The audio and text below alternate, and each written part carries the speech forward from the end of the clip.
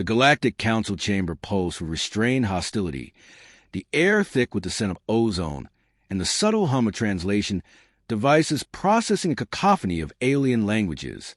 Representatives of a dozen species filled the vast circular hall, their seats arranged in a tier formation around the central speaking platform. Towering reptilians from the Zelkor Dominion, armored insectoids from the Varish Dominion, and the long-limbed, obsidian-skinned delegates of the Vor Syndicate. Each species brought its own presence, its own prejudices, but all eyes, multifaceted or otherwise, were locked onto a single figure standing alone at the chamber's center. Ambassador Marcus Voss, humanity's representative, stood with his hands folded behind his back, expression unreadable. Dressed in the unassuming black and silver of the Terran diplomatic corps, he was an island of calm amidst the swirling storm of accusations. His face, angular and lined with the experience of 1,000 negotiations, betrayed no hint of unease. He listened as the chamber vibrated with the anger of the gathered species, taking in their threats, their demands, their self-righteous fury. The Council finds the Terran Union guilty of willful expansion into restricted space, announced High Chancellor Zyvon, his forked tongue flicking out between sharp, interlocking teeth. His golden ceremonial armor caught the chamber's artificial light, making him appear even more imposing. Humanity has ignored the sovereignty of the Zelkor Dominion, trespassing into the Olaris expanse. This is an act of war. A murmur of agreement rippled through the gathered representatives. The Vor delegate, a slender figure with elongated fingers and deep-set crimson eyes, leaned forward slightly, watching Voss with unreadable intent. Across the chamber, the Varish envoy twitched its mandibles, but remained silent, observing rather than condemning. Voss let the words settle before he responded. He made no move to step forward, no grand gesture to command attention. Instead, he simply tilted his head slightly, as though considering an amusing puzzle. When he finally spoke, his voice was smooth, measured. The Olaris expanse, as per Article 7 of the Treaty of Corvash, is classified as an unclaimed neutral zone. He let that fact linger. Humanity has not violated any territorial boundaries recognized by this council. Zyvon's ridged brow furrowed, a ripple of displeasure crossing his features. Your kind exploits legal loopholes like scavengers picking over a battlefield. The Olaris expanse is recognized by all reasonable civilizations as Zelkor's sovereign space. Voss arched an eyebrow. Then why was it not submitted for official recognition within council records? Silence. A few of the other representatives shifted, some exchanging glances. Zyvon's claws flexed against the railing before him. But he pressed on, unwilling to lose momentum. Regardless, the Chancellor growled, human expansion is unchecked, reckless. You spread like a plague, devouring resources, ignoring tradition. We of the elder species have upheld stability for millennia, yet you come with your defiance and audacity, believing yourselves above the order we have built. Voss finally moved, a slow, deliberate step forward. So this isn't about Olaris, he mused. This is about humanity itself. This is about fear. A hush fell over the chamber. The word fear was not one often directed at the Council's elder species, least of all the war-hardened Zelkor. But Voss saw the subtle shifts in posture, the way certain delegates avoided direct eye contact. He had struck something deeper than territorial disputes. Zyvon bared his teeth. Do not mistake caution for fear, human. We have seen your kind rise faster than any species before. Unchecked, you will disrupt the balance of this galaxy. Voss clasped his hands behind his back again. And what do you propose? That we halt all progress? That we kneel before this council, waiting for permission to exist? Zyvon leaned forward, his pupils narrowing to slits. The Dominion proposes a solution to this growing problem. Humanity will be offered a choice: become a vassal under protection and governance of the Zelkor, or face annihilation. The words fell like a hammer blow, and for the first time since Voss entered the chamber, there was no immediate response. Even some of the other representatives seemed taken aback by the boldness of the declaration. A few murmurs of concern rippled through the hall, but no one voiced outright opposition. Voss exhaled softly through his nose, then tilted his head just slightly, as though he had misheard. He let the silence stretch, let the weight of the words settle on everyone present. Then he did something that sent a chill through the chamber. He smiled, a slow, knowing smile, utterly devoid of fear. He folded his arms across his chest, amusement glinting in his eyes. "Fascinating," he murmured. "You really believe that's an option?" Zyvon narrowed his gaze. "It is the only option." Voss let out a soft chuckle, shaking his head. "No, it's not." A subtle shift passed through the room, a sense of unease. Voss took another step forward, his voice carrying the weight of a species that had clawed its way from near extinction more times than it cared to count. "You misunderstand humanity, Chancellor," he said, voice calm, unshaken. "We are not strangers to war. We are not intimidated by threats. And we certainly don't submit to empires that believe themselves untouchable." The Vor delegate leaned back slightly, intrigued. The Varish envoy's mandibles twitched again. Voss continued. "The Zelkor Dominion boasts of its military might, of its legacy as a warrior race. And yet, in all your conquests, have you ever fought an enemy that doesn't break, that doesn't kneel, that thrives in conflict?" Zyvon's expression darkened. "You speak as if you want war." Voss shrugged. "I speak as someone who understands it." A beat of silence. Then a calculated pause before Voss delivered the final blow. "But let's be practical," he said, tone almost casual. "War is costly. Even if you believe you can win, the question remains, at what price?" Zyvon inhaled sharply, about to respond, but hesitated. And that hesitation was all Voss needed. "This council prides itself on maintaining order," Voss continued. "Yet you threaten destruction against a species that has done nothing but play by the rules your own treaties established. You think humanity is a problem. I say we're an opportunity, an ally, a force that could bring balance, not chaos. But if you insist on treating us as an enemy," he spread his hands, as if inviting them to see reason, "then you may discover, too late, that we are the worst kind of enemy to have." Silence. The chamber had shifted. No longer a united front against humanity, but a collection of uncertain voices, weighing new possibilities. The Vor delegate's eyes gleamed with consideration. The Varish envoy clicked its mandibles once, as if contemplating a new angle. Even some of the Zelkor representatives glanced toward Zyvon, waiting for his response. Voss had not ended the conflict. Not yet, but he had done something far more dangerous.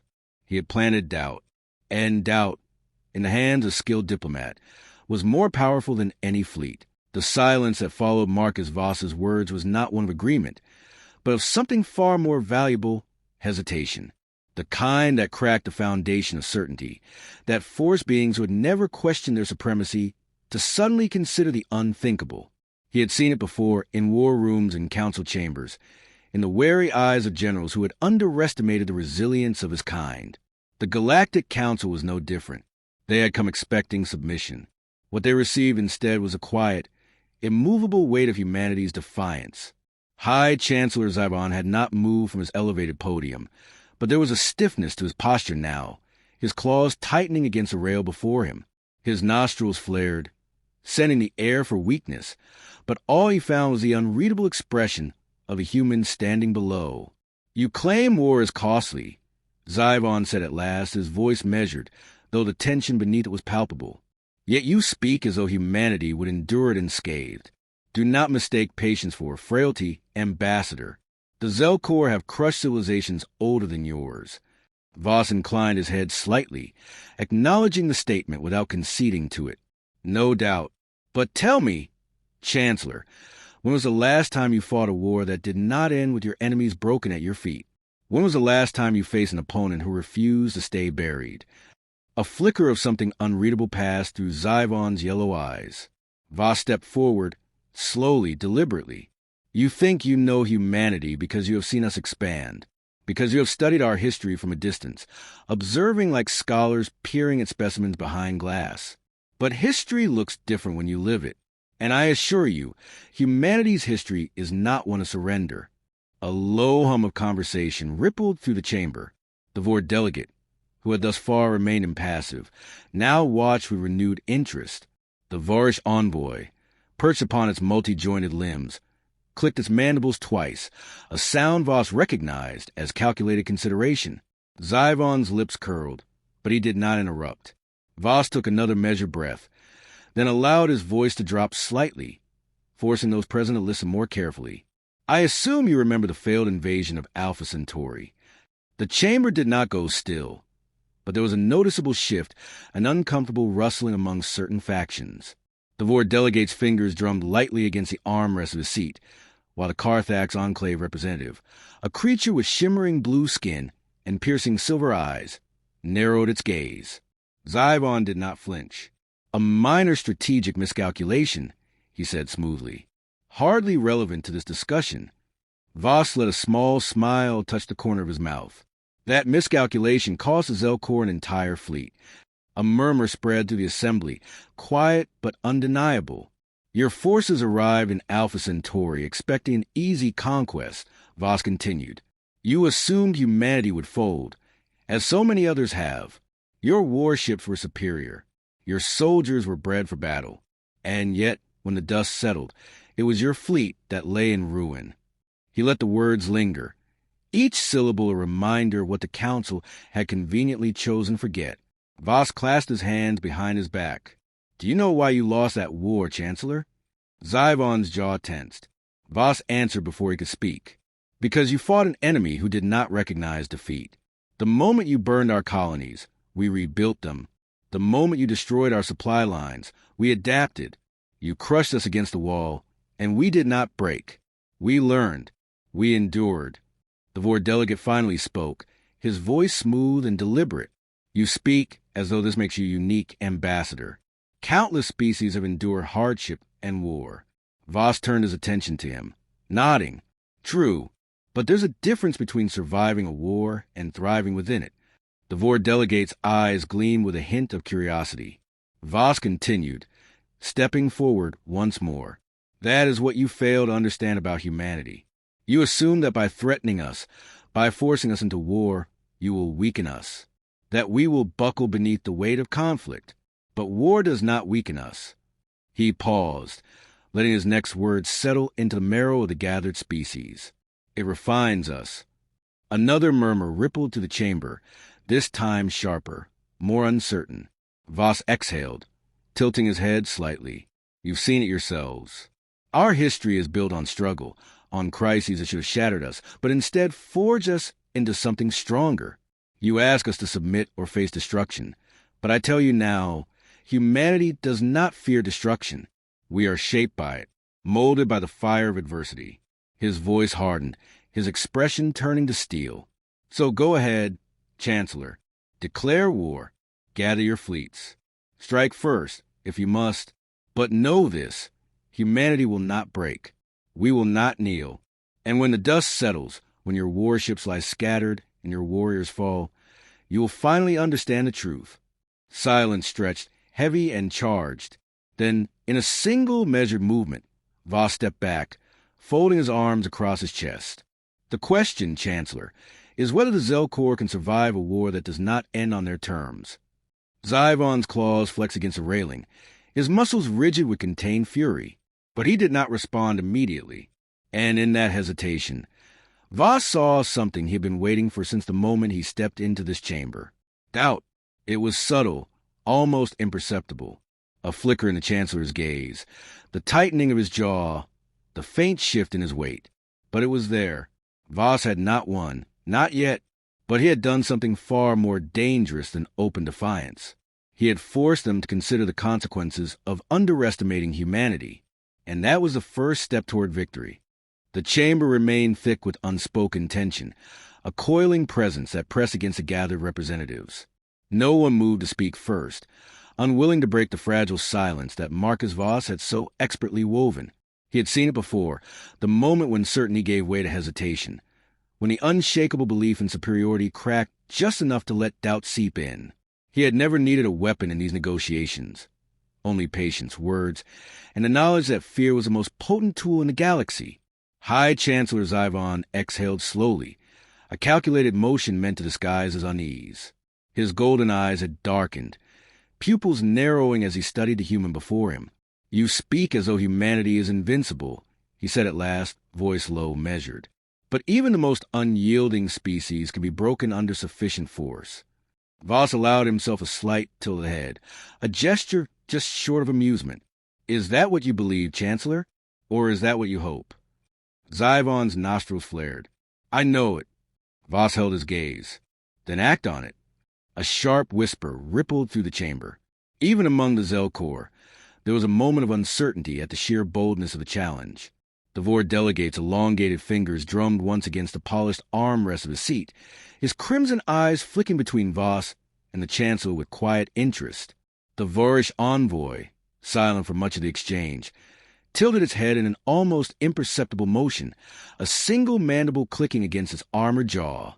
Zyvon's claws tightened, the tips pressing faint indentations into the metal before him. You mistake strategy for hesitation, Ambassador.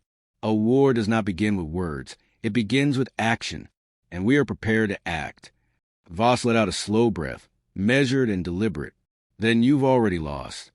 Zyvon's eyes narrowed.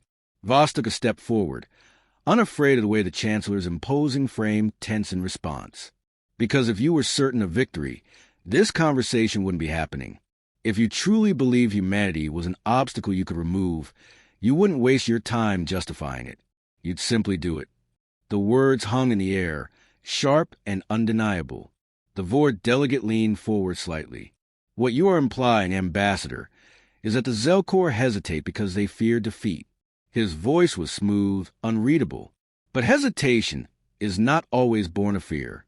Sometimes it is calculation. Voss met his gaze, nodding once. That depends on whether the calculation is rooted in confidence or uncertainty. He turned back to Zyvon, and I think the Chancellor understands something his pride won't allow him to say. Humanity is not a species you can eradicate without consequences. Zyvon inhaled sharply, a quiet, controlled motion. But his silence spoke louder than his anger. Voss took another step forward, his voice calm but edged with something far more dangerous than bravado. Conviction. You could declare war. You could send your fleets, launch your invasion, and maybe you'd even land the first blow. But it wouldn't end there, because humanity does not fight wars for conquest. We fight wars for survival, and that means we do not stop. The chamber was utterly still now. Every representative locked onto the human in their midst. Voss exhaled slowly. The real question, Chancellor, is not whether the Zelkor can win a war against humanity. It's whether you can afford to survive one.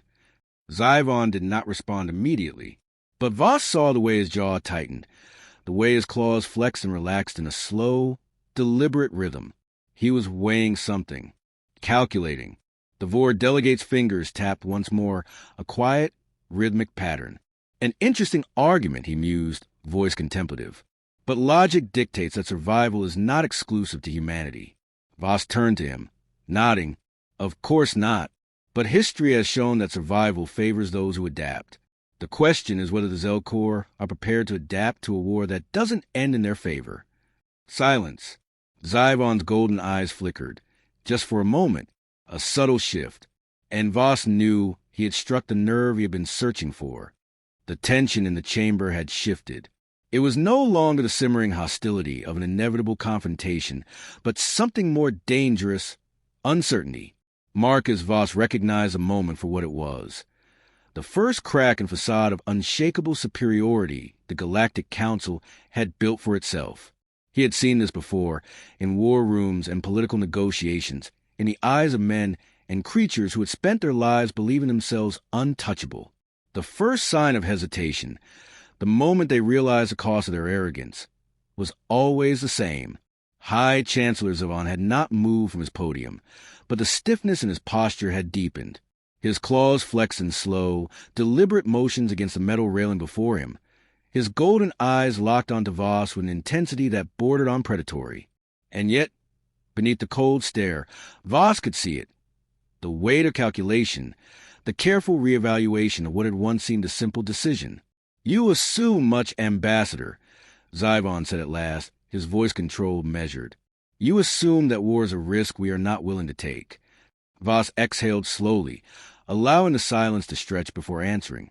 I assume nothing, Chancellor, I only recognize what is in front of me. The Vor delegate leaned back in his seat, his long fingers steepled before him. And what exactly do you recognize, Ambassador? Voss turned slightly, meeting the Vor's crimson gaze. I recognize a council that came into this chamber expecting an easy resolution. I recognize a chancellor who believed that humanity would kneel the moment the word war was spoken. His eyes flicked back to Zyvon, and I recognize that he now understands the reality of the situation. Zyvon's jaw tensed, but he did not interrupt. Voss took another step forward, the weight of his words pressing into the space between them. Humanity has never sought war with the Zelkor. We have never broken a treaty, never fired the first shot. But if you force our hand, if you choose to make us your enemy, you will come to understand something far worse than resistance. His voice dropped slightly, the words deliberate. You will understand what it means to fight an enemy that refuses to lose. A murmur rippled through the chamber, the first true sign of shifting tides. The Vor delegate exchanged a glance with the Varish envoy, whose mandibles twitched in quiet calculation. Even among the Zelkor representatives, there was a flicker of uncertainty. Zyvon's gaze sharpened. You speak as though humanity has already won this war. Voss let a slow smile touch the corner of his lips. No, Chancellor. I speak as though you understand that you cannot win it. A silence followed, heavier than before. The Vor delegate's fingers tapped once against the polished surface of his seat. This is an interesting predicament, he mused, his tone almost amused. It seems the Terran representative has presented a choice that is not as simple as we once believed. Zyvon exhaled sharply through his nose, his claws flexing one last time before finally releasing the railing. He did not look away from Voss. You expect me to believe that humanity will survive a war against the might of the Dominion? Voss held his gaze. I expect you to decide whether you are willing to risk finding out. A beat of silence. Then, finally, Zyvon shifted his stance, the tension in his shoulders no longer the taut pull of impending action, but the slow, reluctant release of a decision made. His next words were spoken without flourish, without the fire of earlier threats. This matter requires further deliberation. It was not a surrender. Not yet, but it was a first step toward one.